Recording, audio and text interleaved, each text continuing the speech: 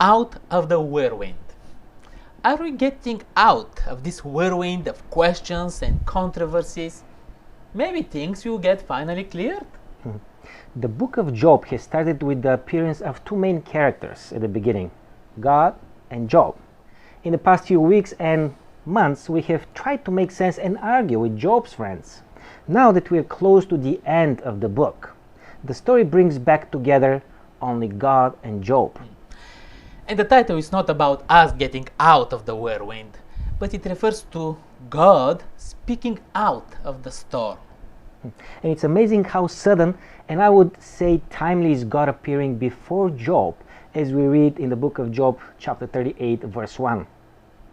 At first, it feels like an intruder has showed up and interrupted this fiery discussion between Job and his advisors. Almost like as he has been there, God has been there all along. But when I say intruder, I mean it in a good way. A much needed and a much anticipated speaker, at least for Job, who kept on questioning God directly. So, what is it that God had to say in return? Before moving to what he says, isn't it amazing that God showed up?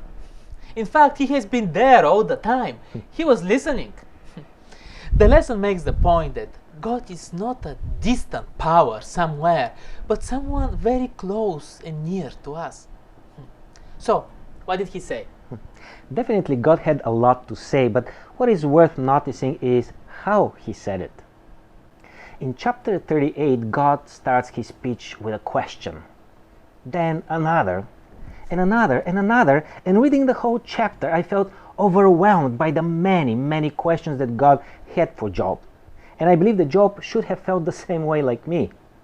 The questions, being rhetorical, were full with substance and knowledge that superseded any man's ability to comprehend. Questions like, where were you when I laid down the foundations of the earth? Where is the way to the dwelling of the light? Can you bind the clusters of the Pleiades? Who has put wisdom in the mind? Chapters 38 and 39 are an amazing read. God basically says, okay, you want to know, you want answers. But let's first see how much you do actually know. Do you understand this? Can you explain that? You want to talk? Good. But were you there when I did this and that? I think that these are fair questions. How much do we actually know and have experienced? The contemporary men and women consider that the knowledge is a power that humans have conquered and subjected completely to their own will. But is that so? After having all researches and all the books written, there is still things that we don't understand and we don't know. But here is God talking to Job, making a point. You can answer my questions and they're merely physical, knowledge that concerns the material world. Do you think that you can question and understand the spiritual? It's hard to admit as human beings that we are limited, that we don't understand and we don't know everything. Why do we suffer? But somehow we have to move on with our lives. Why is it hard to admit? Many are saying that we are intelligent people, we have brains, and we need to be in charge, not taking anything for granted.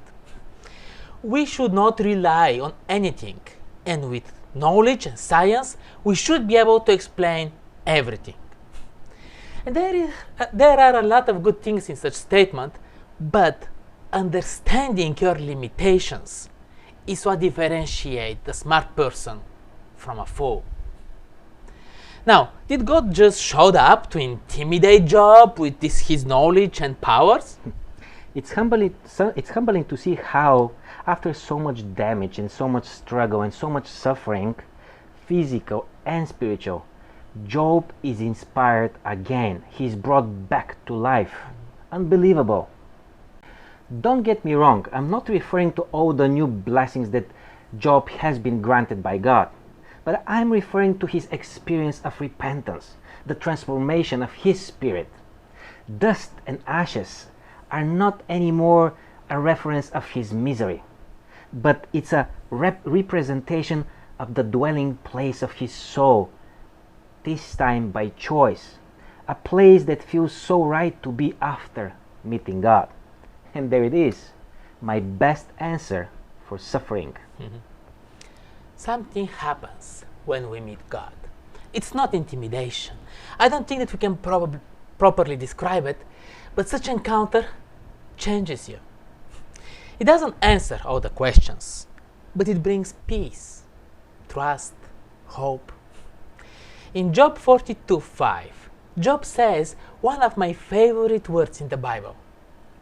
I had heard about you, but now my eyes see you. Wow, few minutes that can change everything.